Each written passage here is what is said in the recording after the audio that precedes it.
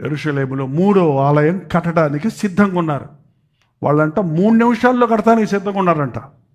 అంటే everything is prepared, only assemble చేయటమే.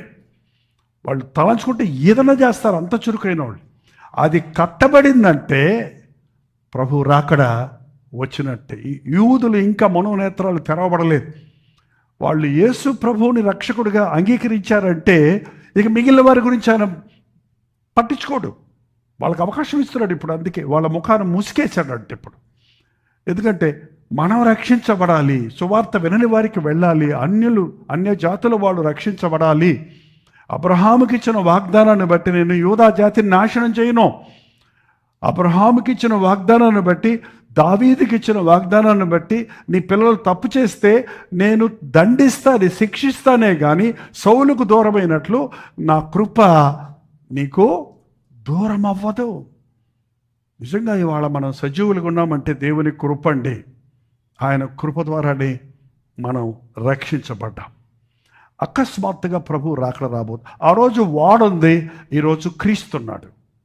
ఆ ఓడలోకి వెళ్ళిన వాళ్ళు సురక్షితంగా ఉన్నారు, ఇవాళ క్రీస్తులో ఉన్నవారు సురక్షితంగా ఉంటారు. ఆ రోజు జలప్రళయం ద్వారా తీర్పు తీర్చబడింది. ఈ అంచె దినాల్లో అగ్ని ద్వారా తీర్పు తీర్చబడుతుంది. అది అతి సమీపంగా ఉంది. ఇదిగో నేను త్వరగా వచ్చున్నాను అని ఇంకా రాలేదేంటి అంటారు. ఇది ఒక్కటి చూసుకొని ముగించుకుందాం. చూడండి 8వ వచనం. ప్రియులారా 3:8 2 పేతురు. ఒక సంగతి మర్చిపోకండి, ఒక దినము 1000 సంవత్సరముల వలన, 1000 సంవత్సరములు ఒక దినం వల్లనే ఉన్నవి. కొందరు ఆలస్యమని ఎంచుకున్నట్లు ప్రభువు తన వాగ్దానం గురించి ఆలస్యం చేయవాడు కాడు, కానీ ఎవడును నశింపక అందరూ మారు మనసు పొందవలనని కోరుచు. ఇంకా రాడేంటి, ఆలస్యం అనుకుంటున్నారు. ఇదిగో త్వరగా వస్తున్నాడు, 2000 సంవత్సరాలు దాటిపోయింది, రాలేదేంటి?